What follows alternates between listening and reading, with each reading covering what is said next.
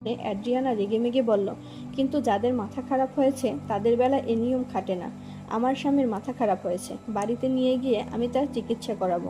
সেখানে ওঝা অপেক্ষা করে আছে। মঠের কর্তৃ কিন্তু মানতে চাইলেন না অ্যাড্রিয়ানার কথা। তার স্থির বিশ্বাস, আশ্রয়ের জন্য যারা মাঠে ঢুকেছে তাদের কেউ পাগল নয়। মেয়েটি বলছে বটে তার স্বামীর মাথা খারাপ হয়ে গেছে, কিন্তু কোথায় যেন একটা ভুল হচ্ছে বলে মনে করছেন সন্ন্যাসিনী। তাই তিনি কিছুতেই রাজি হলেন না অ্যাড্রিয়ানার হাতে বড় অ্যান্টিফোলাসকে তুলে দিতে।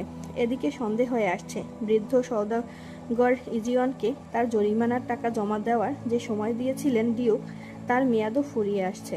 সূর্য ডোবার আগে টাকা দিতে না পারলে প্রাণদণ্ড হবে ইজিয়নের। প্রাণদণ্ড দেবার জন্য রক্ষীরা ইজিয়নকে কারাগার থেকে বের করে মঠের দিকে নিয়ে আসছে। যে জায়গাটায় তার প্রাণদণ্ড হবে তা মঠের ঠিক পাশেই। প্রাণদণ্ড দেবার জন্য ইজিয়নকে নিয়ে চলেছে জল্লাদ, আর তার পেছনে পেছনে ডিউক চলেছেন একদল প্রহরী আর কর্মচারী নিয়ে।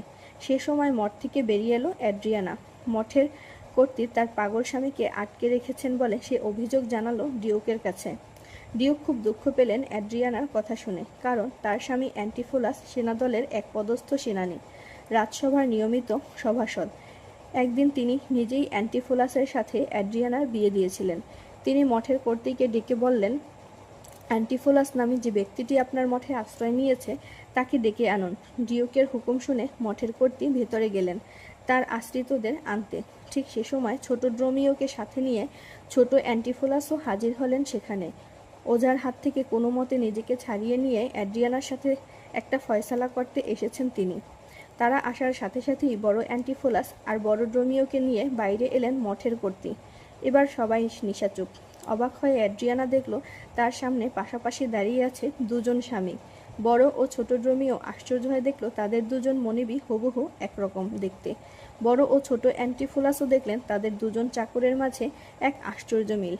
আর ইজিয়ান যেন নিজের চোখকেই বিশ্বাস করতে পারল না যে সত্যিই তার সামনে দাঁড়িয়ে আছে দুই হারানো ছেলে আর দুই পালিত পুত্র। সে ডেকে উঠল তার দুই ছেলেকে। ডাক শুনে ঘাড় ঘোরালো বড় ও ছোট অ্যান্টিফোলাস। বন্দি অবস্থায় বাবাকে দেখে অবাক হয়ে গেল তারা। ছোট অ্যান্টিফোলাসকে ডেকে নিজের পরিচয় দিল ইজিয়ান। এতদিন পর হারানো বাবাকে পেয়ে বেজায় খুশি হলো ছোট অ্যান্টিফোলাস। এবার চমকে উঠলেন মাঠের কর্তৃ। তিনি স্বপ্নেও ভাবেননি এতদিন বাদে আবার ফিরে